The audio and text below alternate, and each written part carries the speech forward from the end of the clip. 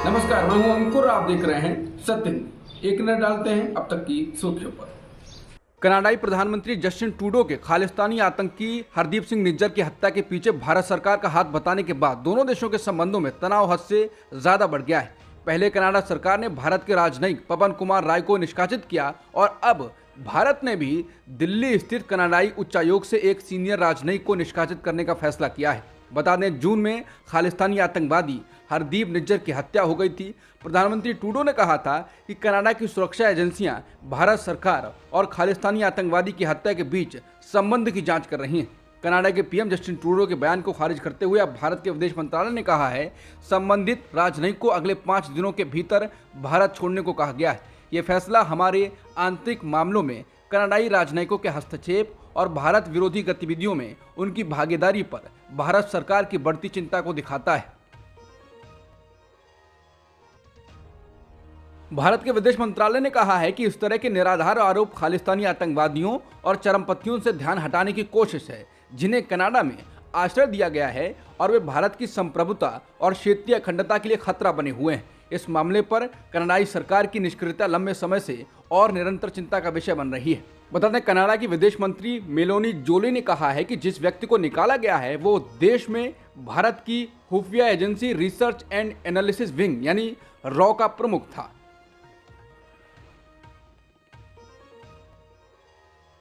Canada के सरे शहर में खालिस्तानी आतंकवादी हरदीप सिंह निज्जर को टारगेटेड गोलीबारी में 18 जून 2023 को मार गिराया गया। निज्जर को पहले हिंसा और विध्वंसक गतिविधियों के विभिन्न कृत्यों में शामिल होने के कारण भारत सरकार ने वांछित आतंकवादी घोषित किया था। हाल ही में निज्जर का नाम भारत सरकार द्वारा जारी एक सूची में भी शामिल किया गया था, जिसमें 40 अन्य नामित आतंकवादियों के नाम थे। 2022 में एनआईए ने पंजाब के जालंधर में एक हिंदू पुजारी की हत्या की साजिश रचने का आरोप लगाने के बाद निज्जर पर 10 लाख रुपए का इनाम घोषित किया था। पुजारी की हत्या की साजिश खालिस्तान टाइगर फोर्स ने रची थी। कनाडा में रहने वाला निज्जर केटीएफ का प्रमुख था। इससे पहले एनआईए ने निज्जर के खिलाफ भारत के खिलाफ आतंकी गतिविधियों को अंजाम देने की साजिश रचने के मामले में चार्जशीट भी दाखिल की थी। कनाडा के प्रधानमंत्री जस्टिन ट्रूडो और भारत के पीएम मोदी के बीच दूरियां हाल ही में हुए G20 सम्मेलन के दौरान शुरू हो गई थी।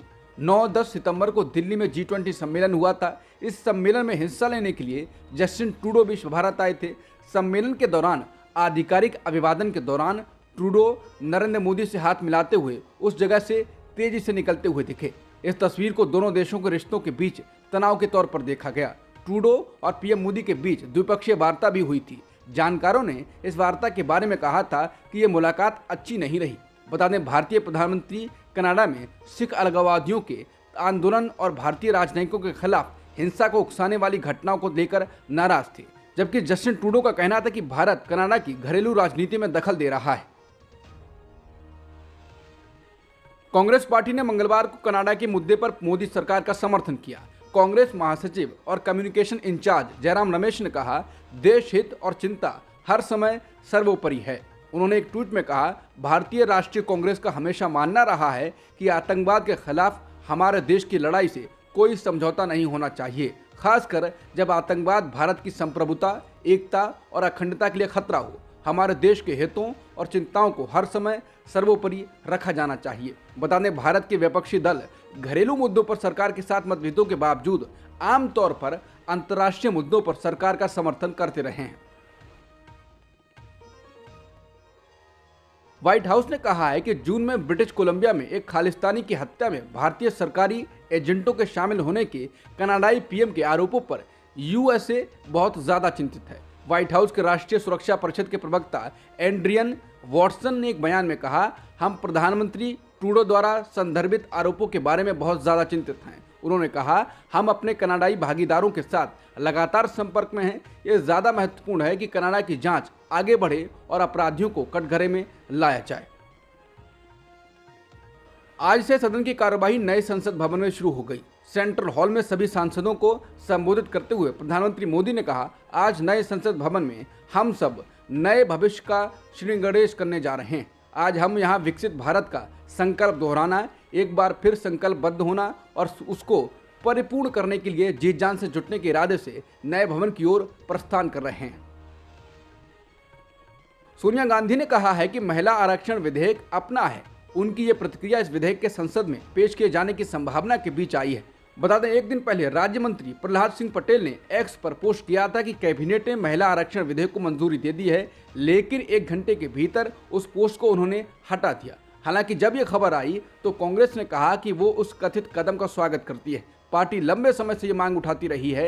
एक दिन पहले एक्स पर एक पोस्ट में कांग्रेस महासचिव जयराम रमेश ने कहा, हम केंद्रीय मंत्रिमंडल के कथित फैसले का स्वागत करते हैं और विधेयक के विवरण का इंतजार है। विशेष सत्र से पहले सर्वदलीय बैठक में इस पर बहुत अच्छी तरह से चर्चा की जा सकती थी और गोपनीयता के पर्दे में काम करने के बजाय आम सहमति बनाई जा सकती थी। इस बीच मंगलवार को जब सोनिया गांधी संसद में प्रवेश कर रही थी तो विधेयक के बारे में पूछे जाने पर उन्होंने कहा, ये हमारा है, अपना है। सोनिया गांधी का ये बयान उस संदर्भ में है जिसमें वो लगातार महिला आरक्षण की बात करती रही हैं। आरजेडी सांसद मनोज झा ने कहा है कि साल 2024 के बाद इस देश में चुनाव नहीं होगा और लोगों के कंसेंट से कहा जाएगा कि चुनाव में खर्चा होता है, नहीं कराना चाहिए। दिल्ली में एक कार्यक्रम के दौरान मंच से अपनी बात रखते हुए मनोज झा ने कहा, आपको राजनीति से इतर एक लड़ाई लड़नी होगी। शायद 2024 के बाद इस देश में चुनाव नहीं होंगे। कौन से प्रतिनिधित्व की हम बात कर रहे हैं? मैं आपको गारंटी देकर कहना चाहता हूं कि 2024 के बाद लोगों के कंसेंट से कहा जाएगा कि अब चुनाव नहीं होगा। कहा जाएगा बड़ा खर्चा आता है यार, गरीब देश है, अभी G20 में इतना खर्चा कर दिया, इतने बिलबोर्ड्स लगाने पड़े। बिजनेस स्टैंडर्ड की रिपोर्ट के मुताबिक चालू वित्तीय वर्ष में 16 सितंबर तक डायरेक्ट टैक्स कलेक्शन में करीब 23% की वृद्धि हुई है। अब तक नेट डायरेक्ट टैक्स कलेक्शन करीब 8.65 लाख करोड़ रुपए का हो गया है। सरकार के मुहैया कराए गए आंकड़ों के मुताबिक टैक्स कलेक्शन में वृद्धि कंपनियों की ओर से एडवांस टैक्स के भुगतान के चलते हुई है। 16 सितंबर तक के आंकड़ों के मुताबिक एडवांस टैक्स करीब 21% बढ़कर 3.55 लाख करोड़ रुपए हो गया। पिछले वित्तीय वर्ष की तुलना में ये रकम 2.94 लाख करोड़ रुपए ज्यादा है। अब तक की सुर्खियों में इतना ही। बाकी खबरों के लिए बने रहिए सत्यहिंदी.com के साथ।